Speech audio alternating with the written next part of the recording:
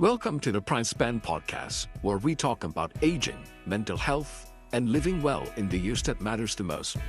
Each week, we cut through the noise to focus on what actually helps you feel clearer, steadier, and more in control as you age. If you're navigating the second half of life or thinking ahead, you're in the right place. Let's get into it. Let me ask you something, everybody. If we live in a world that knows more about nutrition than ever before, why are we getting sicker and more tired and more confused about what to eat? Why do you think that is? We're living in a world of convenience right now. And we just talked about, right? Our last podcast was on the hustle culture. And so everyone is so busy. So what's more convenient? Do I want to spend time cooking and preparing my food and going to the market and picking out produce that's really only going to be good in my refrigerator for a few days versus let me go and get food that's going to last for a little while because I don't know when I'm going to be able to go to the market again, So I think a lot of it, while we have the knowledge and more information at our fingertips, it's really what's convenient. People are busy working, careers, kids, hobbies, travel, and I think that our nutrition and food just takes the back seat. And we're also, I feel like Americans have the mindset of indulgence as well. And if you look at other countries, portion sizes as well is a hot topic. I agree with you, Cass. I think the other piece, it's interesting you reference our episode on hustle culture because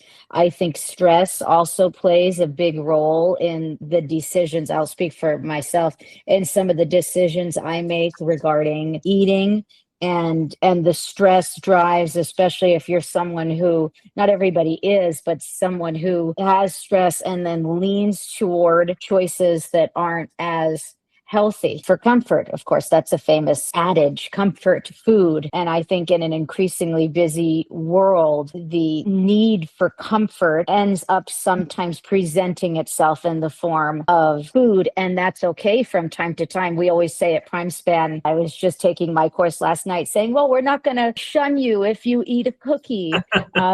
But when you're making those decisions frequently, that's where sometimes the problem can come in. I already love where this conversation is going because really much of today's food isn't made to feed us. It's made to keep us coming back when you think about this. And the line between nourishment and consumption has never been blurrier when you think about it. And so on today's episode, what we're going to do is we're going to pull back the curtain to ask the questions that no one is selling you the food that we're supposed to eat. Most of the food that's being sold and sold is made for consumption and not all about nourishment, most of it. So when you think about, or when you hear this phrase called food lies, what personal moment comes to mind? That times that you realize something you believe was healthy? I always thought that salad was healthy. Just eating salad and eating greens. And the interesting thing is I was raised on a vegetable farm and we grew lettuce and cabbages, but I didn't eat it every day. We saw it in the fields and in the farm. And I always thought just eating salad was a healthy thing to do, but just eating lettuce, just eating greens is not it. What do you think of kale, Allyson? Kale, to me, it was a new superfood when it came out, and then we eventually started growing it on our farm, but it was very hearty, and usually something that's heartier you kind of steer away from because it's extra crunchy, extra texture. And when kale chips I love chips, and when kale chips became popular, I was like, this is not for me. But if I had to have an alternative, it's better than a potato chip, I guess. Shannon, Kaz, Jessica, what do y'all think about food lies? I'm going to add to Allie. I also thought salads were healthy. And in addition to piggyback off of you, it's the dressing. Like you're thinking like, oh, I'm having all these greens, but let me add all the ranch and the Thousand Island. I could have just gotten my burger and fries or the steak and fries and I would have had more nutrition in my body. That's right, Shannon. I agree with with you. And now that this whole phenomenon is like, check the back of the ingredients, right? Like, let it be less than 5 ingredients. I'm doing a lot of things at home now. As the listeners may or may not know, your girl loves French fries. So now, I use beef tallow and avocado oil, and I get organic potatoes and I put it in the air fryer so it satisfies my needs. So like Cass said, I don't go to McDonald's thinking it's healthy and convenient. I just have to wait a little bit longer to feed my soul of what I need. And remember that McDonald's French fries have 17 ingredients in them. Yeah. What are they? 17 ingredients. 17 ingredients in them. And what are all those ingredients? I don't know. But there's 17. Can you even pronounce it? We also don't know. Yeah. This was like popular maybe about a year ago. It was all over like social media. Is that 17 different potato? Oh no, Adam. 17 different ingredients of exactly what Shannon said. Words that you could not pronounce. The other day I was trying to figure out what I wanted to have for dinner. I was in a hotel and they have the calories, next to each item. And the salad had 1,000 calories. And then I looked and one of the pizza flatbreads had 800 calories. And I'm like, this should be like a no-brainer here. It was just so interesting. But you have to look at like what is actually in the food, that you're eating. And to go back to your question about, a food lie, when I was younger, fat-free was like a big thing. And in my head, my younger brain, again, this was maybe like teenage years. I'm like, oh, this is fat free. I can eat it. I'm not going to get fat, that because I didn't understand what that really meant. But those people for those big companies are very smart by marketing it that way. I can't get over that 17 ingredients on a French fry. What else do you put in that fries? Google it. There's so many different preservatives. Well, even the apples. Did you guys hear about the McDonald's apples? Are they not real apples? No. So apparently, if you leave them in your car, you leave them out, they never turn brown. Really? Yes. What are they waxed or something? I have no idea. Whatever they put on them, however they prepare them, they never turn. Whoever's listening to this, and if you work at McDonald's, we're not trying to badmouth McDonald's. No, I'm so sorry. Every once in a while, I do have a little sausage McMuffin from McDonald's on the go, but yes, I also get their McFlurry. I love ice cream from McDonald's. I just want to say this on this podcast.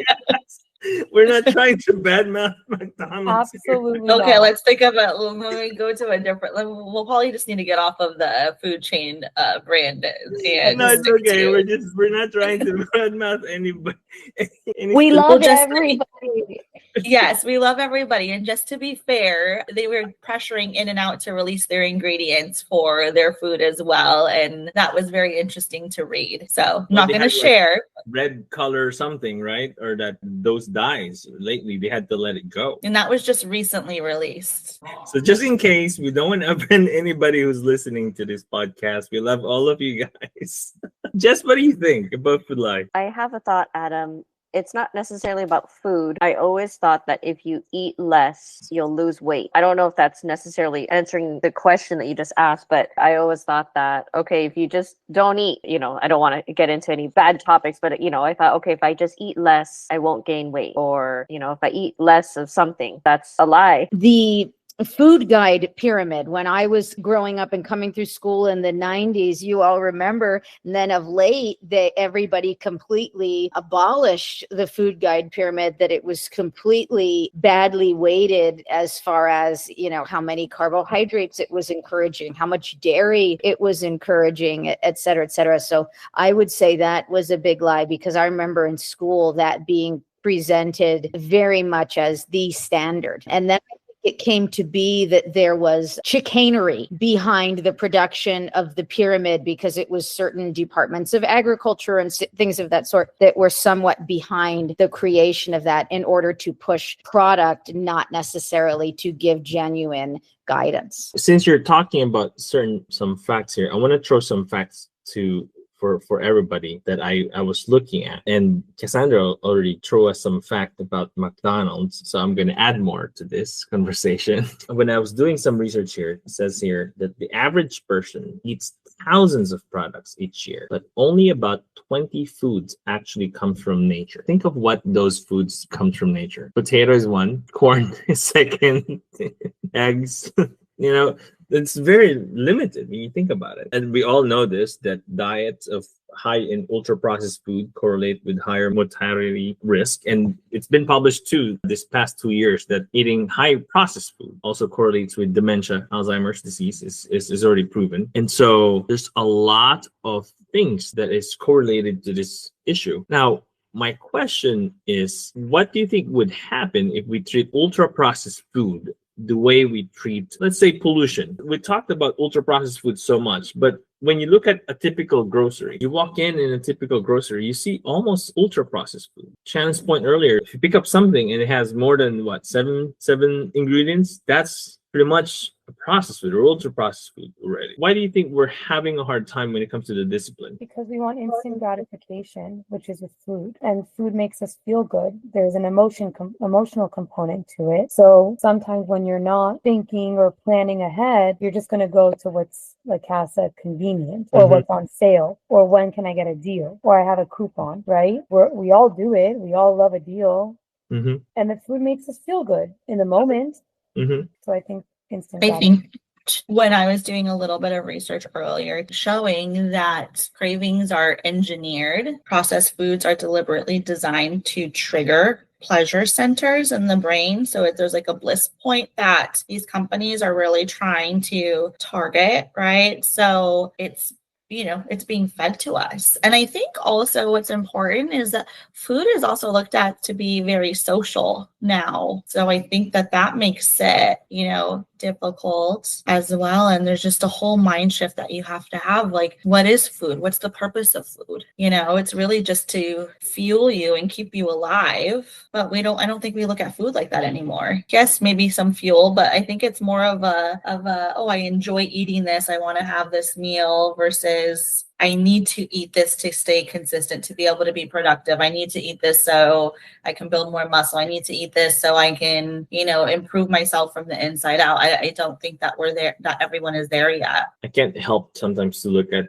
different restaurants when I live in a part of LA, as you all know, where so diverse in restaurant. And in the corridor, Ventura Boulevard, where you have different restaurants, right? And you'll find different restaurants where you have restaurants that are focused on non-processed food, whole food, heavy on the Mediterranean diet. And you could see the focus on that type of restaurant is slow down, eat, talk, conversate. The music is not too loud. You're eating. The food that they're serving is like, a lot of vegetables, a lot of things that are part of the Mediterranean diet or part of the Mayan diet. And then you go past that restaurant, you look at a different restaurant where you look at it from a much more mainstream restaurant. Music blasting, colors are too bright, and sometimes the foods are too processed. You're like looking at the food and you're like, wow, what's different? You could see the big difference. And sometimes I'm reflecting, does culture play with it? I'm looking at it because I'm thinking about what you're saying, Cassandra, about conditioning. Here we are in a country where there's a lot of options, a lot of, abundance. And technically, you should have the ability to be healthy. But the food that's being served to you is not always the healthiest. And we're being conditioned at a very, very young age with cereal and going back, poor McDonald's, but, toys, fun little Happy Meal. Like, who doesn't want a Happy Meal? That sounds so fun and nice, So from a young age, we're just being fed this. Like, I loved Captain Crunch when I was little, and I loved like Lucky Charms, and it's unfortunate that they're, the target little kids, and it's starting at a young age, and then, you're asking your mom or dad, and you're begging and whining until, you get it. And sometimes, we just give in to that because we want to just make our kids happy and, not have to hear like whining. But it's a very disturbing cycle. I still think about those cereals that you just mentioned, Cass, and it's only now in 40 years of life that I stopped myself from buying them, because I remember, you remember the feeling, you remember the taste, you remember the joy of growing up and being with your family. And it takes a lot of willpower for me to pass through that aisle and not say, well, I could just get the box this one time, which of course I could, and eat it sparingly, and that would be perfectly fine. But I have a feeling it wouldn't be enjoyed sparingly. It would be enjoyed fairly quickly. And that's not necessarily the best for one's health. I'm thinking about this because when you look back at the history, you just step back. When did this whole idea of food for convenience, when did it all started? That was around World War II, after the war and all those things. Do you think people sometimes think of what would have been different if we didn't focus on convenience? Because remember the TV meals and the focus on the convenience, the focus on quick meals because mom and dad are working. That's what happened when we focus on the convenience. And that's the revolution of why all of these things have taken place. Fast food, convenience, TV dinners, microwave dinners, frozen food. All of this came to place because of focus and convenience. And therefore, here we are now. Do you think the previous generation, you think they reflect on that, especially the boomers that are walking into retirement, that are probably also, they're the one who's suffering from it, or I don't know, benefiting from it. You think some of them are reflecting on this? I was trying to think back to my childhood and my mom, who's of boomer age now, and she cooked. I was very fortunate that she was able to cook meals for us every night. We did have times where things were fast and convenient, but I don't think we always ate the most healthy foods. Like I had a home cooked meal, but it was something that tasted good, a family recipe. But I don't think we had the convenience of how convenient foods are these days. There's a lot of meal service, prepackaged foods that you can get now that make it easy to get food, or, someone has Meals on Wheels or something, access to those kind of food plans.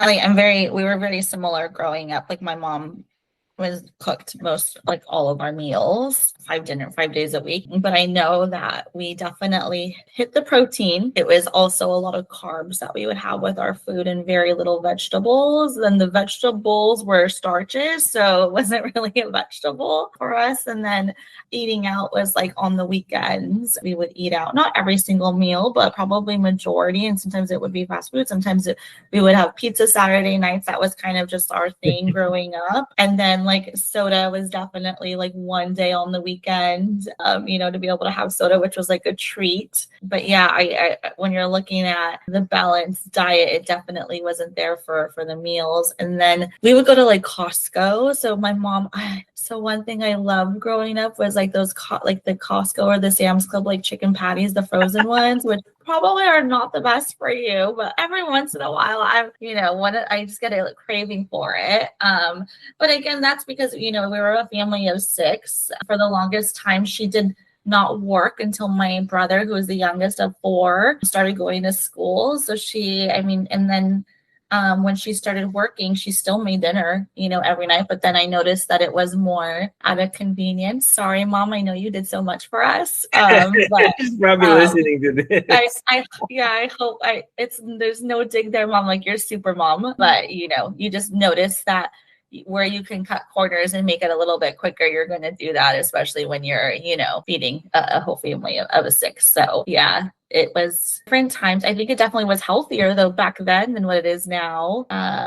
But still, you see that the evolution through the years. Yeah, I appreciate that. As I'm thinking about, your initial question, Adam, what do you think the boomers think now? And listening to Ally, which whenever I listen to Ally, I just picture life on Hawaii, and I just am totally there. And it's just so beautiful. And then listening to Cass talk about her family. But yeah, big shout out to the boomer moms and dads, many of whom did have to work and did their absolute best with what they had, whether that was a time limitation because of work, whether that was a financial limitation insofar as the ingredients and what was presented, and so I wonder about this phrase that hindsight is 2020. And of course, had they known, again, we're talking about even the 90s, they're pushing the food pyramid and it's all askew and wrong, and the information we had at the time, of course, wasn't the information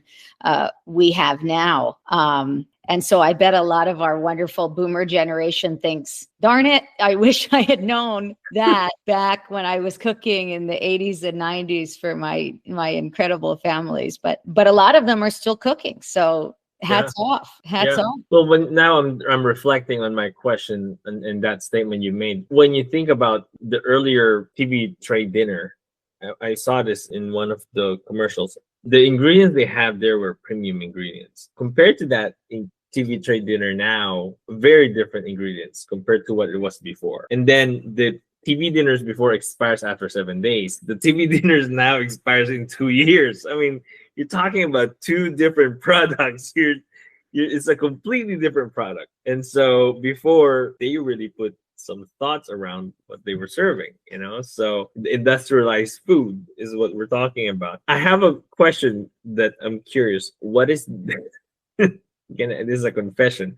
What is food that you typically like that's not so healthy? Listen, you're laughing, so you're gonna have to share. What is a food that I like that is not healthy? Yeah. I like French fries and I like chips. That's so I don't. It's so I try not to buy them. If they're not in my apartment, then I won't eat it. But sometimes I just really want a bag of chips. And it kind of goes together. If I eat a sandwich for convenience because it's easy to put together, then I need a crunchy snack. I need chips, or like French fries goes with whatever else you're eating. So sometimes I buy popcorn because I think that's healthier. And it's not, So I make bad choices. I'm confessing. I'll send you the links of what I buy. I'm the same as Allie, but I find healthier alternatives because I do the 5 ingredient or less. So you don't have to feel so guilty. I'll share the links with you guys. I got an air fryer recently, so I'll need your recipe for making French fries. Of course. So good. I want some right now. I need to hear other people's confessions now that I said I like. Yeah, I know. You did the first confession. Shannon might go second for the confession. My confession is the same as Allie. I love bread, French fries, and chips. I learned to make sourdough so I don't feel as guilty having the bread. French fries I did, and I'm not making chips. Those are going to be store-bought. Those are my guilty pleasures. I'm not a dessert person, so I think I'm good. I'll speak then on behalf of the dessert people. There you go. On behalf of the dessert people, I would like to officially nominate cookies and ice cream as my treats of choice.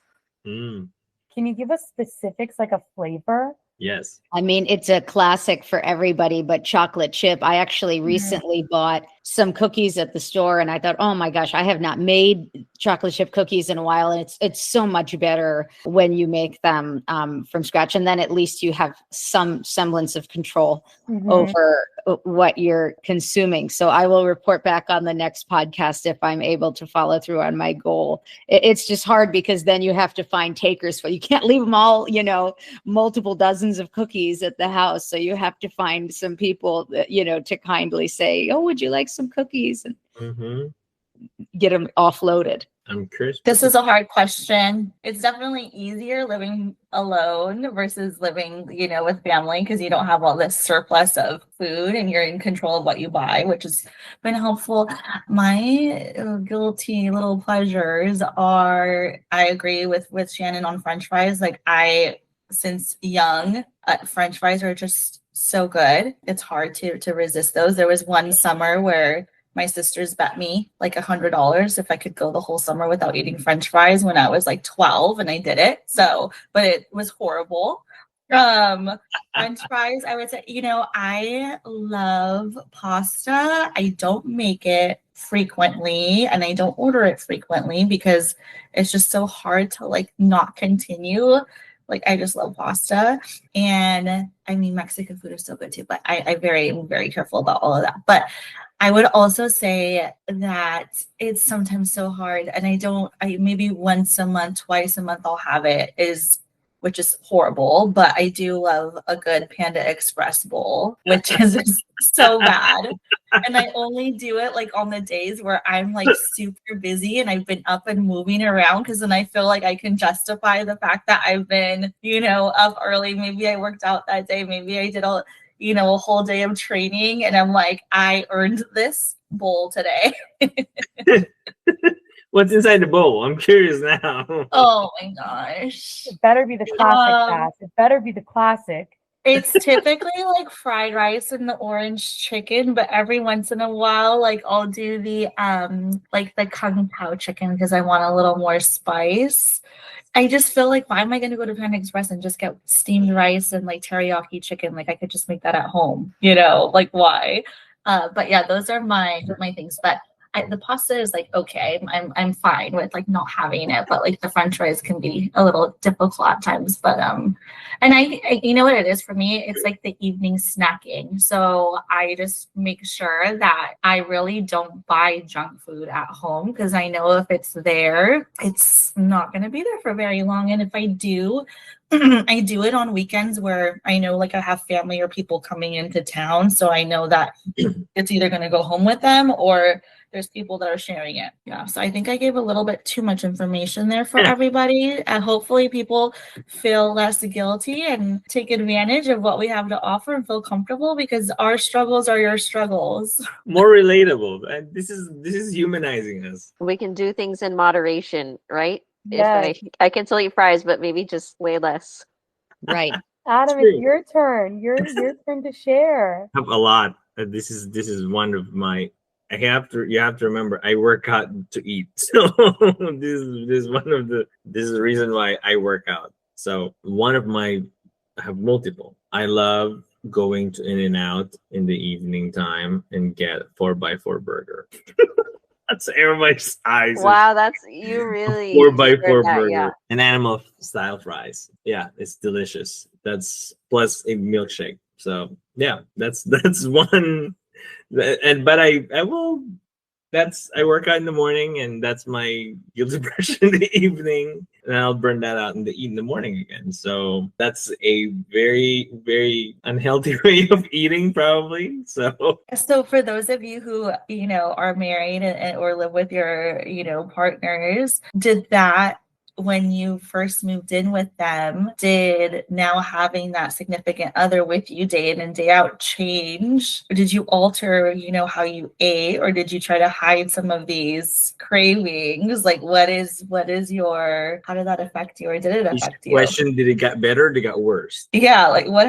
What? Yeah, I don't know. I'm just curious. Like, I don't know how I would. Let's hear it for the newlywed. Shannon first, and then Jessica.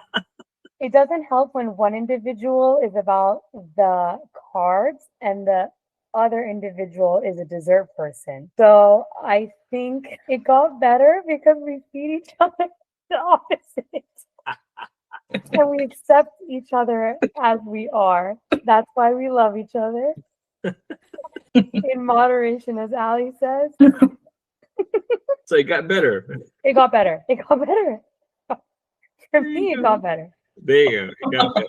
Jessica, you can have the answer. Yeah. So when I was living with my girlfriends, I was definitely on like a single gal's diet where like I did not really cook. And many nights I would have like a spritzing of small snacks and things of that nature. And then I would have my main meal, because I didn't really cook as a single person. I would have my main meal at work. So it was my lunch. And at that time I was really working out a lot. So yeah, that was a good time.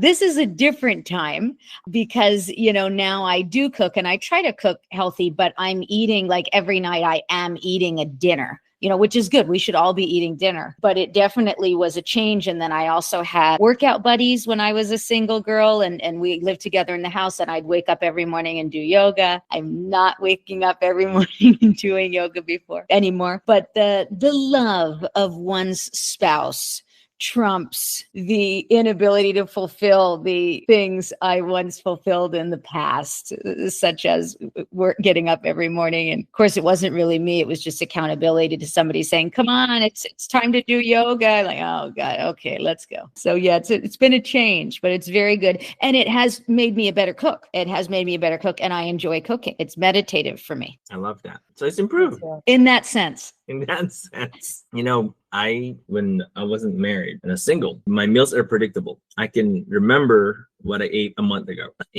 I can remember what I ate 2 months ago because I would eat the same meal every day. It's the same exact meal. It's the same exact veggies, same exact protein, and there's not even a spice. So it's like salt and butter. That's it. When I got married, life became spicy, which is beautiful. So become more flavorful. I love that. Became more flavorful. As my wife said, you add more sauce in your food now, so you and you have more flavor. You appreciate the flavor. Actually, it's much more better. And the food, I have a variety of food. I eat more different type of vegetables and rice. I think I enjoy it more than ever. But the hardest thing is to stick with I used to do a strict ketogenic diet before and stuff like that. There's no more of those, but none of those. Just like what Jessica mentioned, like none of those. But the love that comes when you're eating with someone and someone's preparing food, or you're doing the food together, one's cooking together, one's doing the salad, nothing replaces that, the experience. And so and then just being together when you're eating, I would not replace that part. It's the most, especially after a long week or a long day, that's the most satisfying thing. So even if you're eating unhealthy food or healthy food, it's just your heart is healthy at the end of the day. So that's the most important thing. That's what I've experienced. So. The emotion of your heart is healthy. I don't know if your actual heart is healthy. My blood pressure is lower, so because I'm not stressed. Okay. Yeah. So yeah, it's that. So I have one more question to ask, as we're about to close here, and this is more of especially at PrimeSpan, our goal is to always help our listeners, our members, help them navigate through challenges by giving them advice, tools, because as I'm listening to our conversation, and I think we all know this, a lot of this is really, like we talked about cravings. You're dealing with some personal weakness, and you're dealing with the product design of what the food is being produced. Discipline is included. If you're gonna give our listeners advice, how would they manage to have a healthier, because you don't want to overwhelm people, because we also have to enjoy. I think that we're not trying to tell anyone here that go switch over completely with your diet. You live life. We don't want you to say no alcohol, no this, no that. No, we're not trying to say that. But if you're trying to provide an advice, someone who's trying to be a little bit healthy, what would your advice be when it comes to the food, when it comes to their food choices, their nutrition? What would be your best advice? I think something to mention from the community is that we have some of our wellness tools in the community to kind of get started. We don't want anyone to get overwhelmed. It would definitely be overwhelming to me to just go full force and trying to be healthy. So we want people to make small habit changes and set some small goals in the week. So within our nutrition trackers, we have are you eating fruits, vegetables, whole grains, fiber, healthy fats, and protein in your day? And, if you're just trying to set a goal, you can just try to incorporate vegetables at least once in your meal, or eat more protein. Choose one of the things and set a goal and reflect. Did I make good choices this week? And, Adam, you were kind of saying I could predict what I ate a month ago in your previous stage of life. And I think it would be helpful to kind of have a diary or a tracker of what did you eat in the last week and kind of be able to look back at that, so you can go into the next week thinking, okay, what can I adjust? So that's something that we currently have for our members available in the community. I would say enjoy what you enjoy. If you can find a healthier alternative throughout the week, while also, like Ali said, reaching your goals of like fiber and fruit and vegetables and healthy carbohydrates, that I think in and of itself is a huge impact, to be more conscious of what you're fueling your body instead of harming. Again, as you've all listened, we all have our guilty pleasures. It's about when do we do guilty versus when are we good? And if you can, I'd say 80%,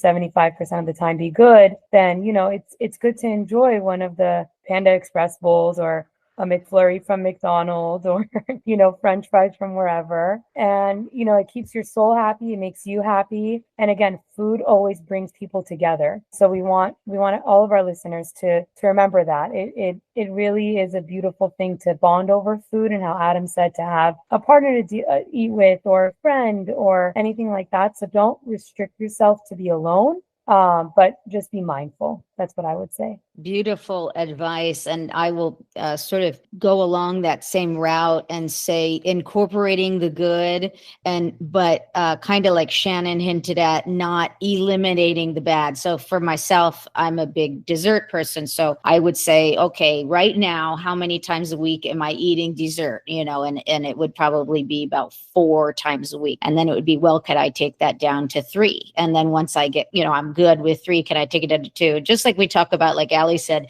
in the courses, there's these small changes that eventually you notice make a huge impact. Little by little, there's a big difference that can be made. And this includes in food choices. I, very similar to what you all are saying, that I would focus or recommend that you add to your current diet, add something healthy. Find something that you enjoy eating that's healthy and see how you can incorporate in your meal. Can you make it a snack? I shared with you guys, I think on our first podcast, arugula was never my friend. It was similar to kale. And I've made arugula my friend, and I have it like a couple times a week because I now enjoy eating it. So what can you find to add to your plate versus taking away? And you might, be more motivated to make more switches. There's so many like great substitutes too that you can find or that are offered out there as well, whether it's in the market or if you're out to dinner.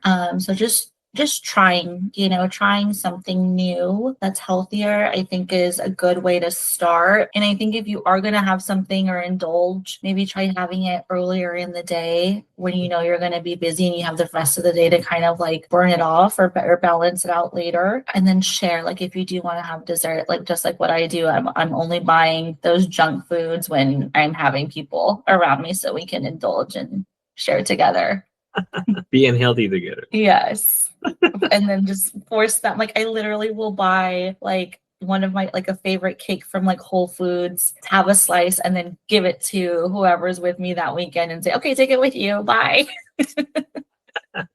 Love that advice. Jess, can you share with any of our listeners how could they join PrimeSpan, since we're almost ending our podcast? Absolutely. So this incredible guidance, science-backed guidance, and more is available to you at PrimeSpan. And so you can access PrimeSpan via our website, which is primespan.life. We are a .life. You can also access PrimeSpan on your cell phone through the app. So you can get that on the app, the PrimeSpan app on Google Store or Apple Store, whatever you prefer. Myself, I was just on last night going through some courses. And when I have time, I like seeing it on the desktop because I like to see the big screen and take it all in, but it works just as well on a mobile phone.